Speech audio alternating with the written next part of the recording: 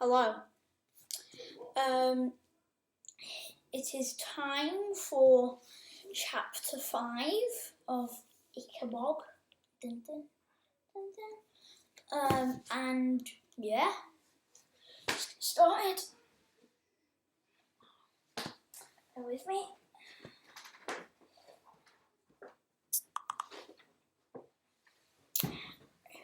Right, now I can actually start reading. Where are we? There we go. Chapter 5.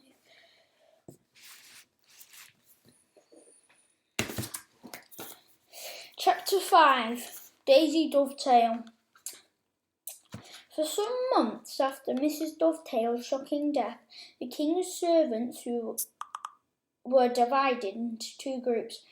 The first group whispered that King Fred had been to blame for the way she died. The second preferred to believe there'd been some kind of mistake and that the king would have known how ill Mrs. Dovetail was before giving the order that she must finish his suit. Mrs. Beamish, the pastry chef, belonged to the second group. The king had always been very nice to Mrs. Beamish, sometimes even inviting her into the dining room to congratulate her on particularly fine batches of Duke's Delights or Fol-de-rol fancies. So she was sure he was a kind, generous, and considerate man. Well, you mark my words. Somebody forgot to give the king a message, she told her husband, Major Beamish. He'd never make an ill servant work. I know he must feel simply awful about what happened. Yes, said Major Beamish. I'm sure he does.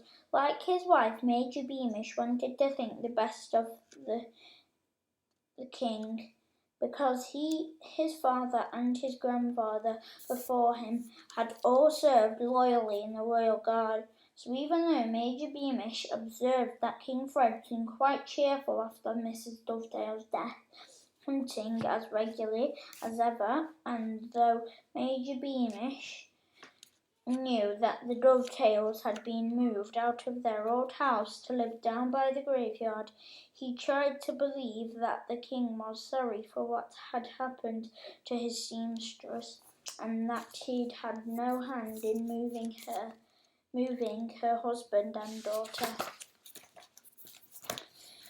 The Dovetails' new cottage was a gloomy place.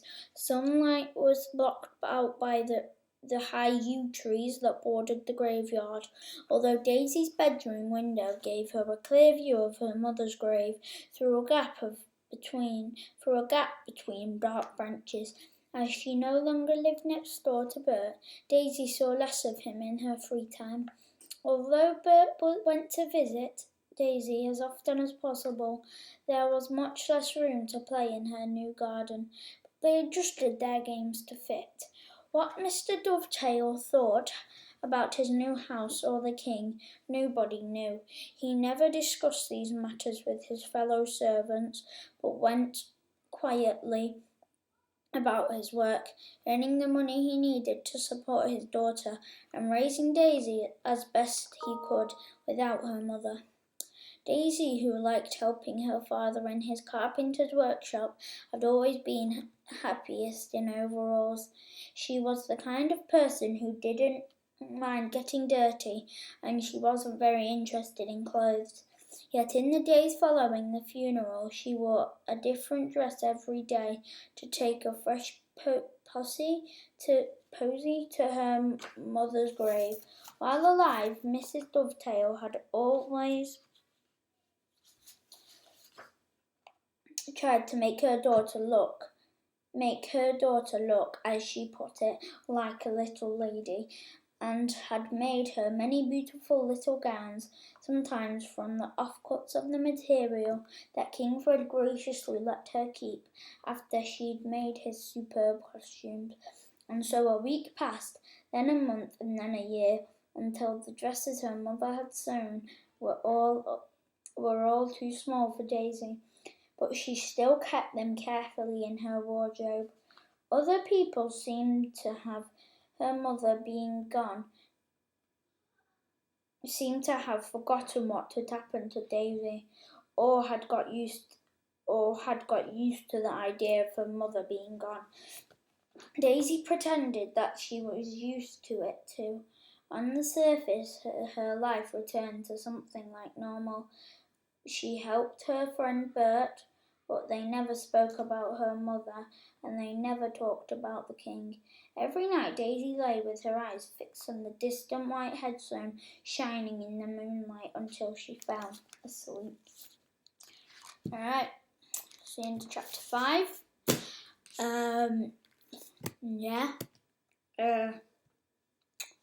Come either tomorrow, probably, for the next chapter, and I'll be there. Bye.